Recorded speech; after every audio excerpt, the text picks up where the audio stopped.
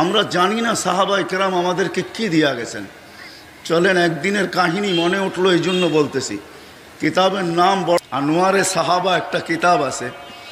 এটা যদি টঙ্গীর উলামায়ে কেরাম সংগ্রহ করতে পারে তাহলে মোতালা করে দেখতে পারেন। আল্লাহ রসুল আলী রাদিয়াল্লাহু তাআলা আনহুকে নিয়ে বসা ছিলেন।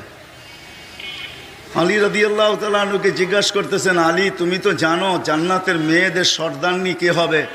তো আলী রাদিয়াল্লাহু তাআলা হাইসা দিয়া বলতেছে, এটা তো আমার ঘরেই। বলছে, এটাও তো তুমি জানো যে যুবকদের সর্দার কে হবে? বলছে, ইয়া রাসূলুল্লাহ এটাও তো আমার ঘরে।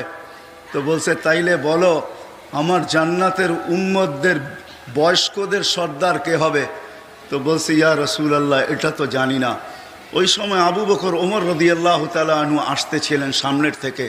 তো আল্লাহর রসুল ইঙ্গিত দিয়ে হাসতে হাসতে বলতেছিলেন, এই দুইজন হবে আমার জান্নাতের বয়স্কদের সর্দার।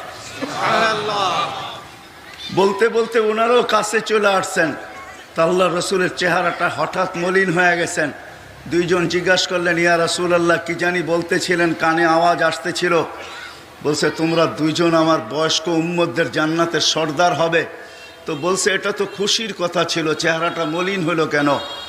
বলে, একটা সময় আসবে আমার উম্মতের কিছু লোক পয়দা হবে, সৃষ্টি হবে, যারা তোমাদের উপরও আঙ্গুল উঠাবে।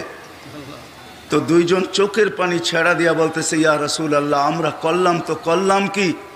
আবু বকর রাদিয়াল্লাহু তাআলা তো লম্বা অভিযোগ আল্লাহ রসুলকে শোনায়া দিয়েছেন। ইয়া রাসূলুল্লাহ 13টা দোকান অত ছিল, সবই তো আপনার জন্য আপনার উম্মতের জন্য বিলীন করে দিলাম। সালার চটকি আমার গায়ে ওঠে নাই, আপনার উম্মত আমাদের উপরে আঙ্গুল উঠাবে তো উঠাবে কেন? তো আল্লাহর রসুলকে দুইজন জিজ্ঞাসা করছে, ইয়া রাসূলুল্লাহ আমাদেরকে কেউ ভালোবাসবে? তো বলছে, হ্যাঁ অবশ্যই আমার উম্মতের অনেক লোকই তোমাদেরকে ভালোবাসবে, কিন্তু আমি তোমাদের কাছে বলতে চাই তোমরা আমার ওই উম্মতদেরকে কি দিবে যারা তোমাদেরকে ভালোবাসবে? তো আবু বকর সিদ্দিক রাদিয়াল্লাহু তাআলা আনহু আগে বলছেন যে আমি আমার নেকির 4 আনা দিয়া দিব। সুবহানাল্লাহ। ওমর রাদিয়াল্লাহু তাআলা আনহুকে জিজ্ঞাসা করছে, ওমর তুমি কতটুকু দিবে? বলছে, কখনো তো ওনার আগে যাওয়া যায় নাই, আর যাইতে চেষ্টাও করি না, বহুতবার চেষ্টা করছি কিন্তু পিছিয়ে রয়ে গেছি। আজকে সাথে সাথেই থাকতে চাই, আমিও 4 আনা দিব। তো আল্লাহ রসুল বলতেছে, মুখে বললে হবে না, লিখিত দিতে হবে। তো দুইজনে লিখতে ছিলেন, জিবরিল আলাইহিস সালাম চলে আসছে, আল্লাহ রসুলকে সালাম দিছেন। আল্লাহ রসুল জিজ্ঞাসা করছেন, এই মুহূর্তে আপনি? বলে, আল্লাহ কাগজ নিয়ে যেতে বলছেন। কিয়ামতের দিন আপনার উম্মতের পক্ষে আল্লাহ এটাকে ব্যবহার করবেন, প্রতিফলিত করবেন, বাস্তবায়ন করবেন।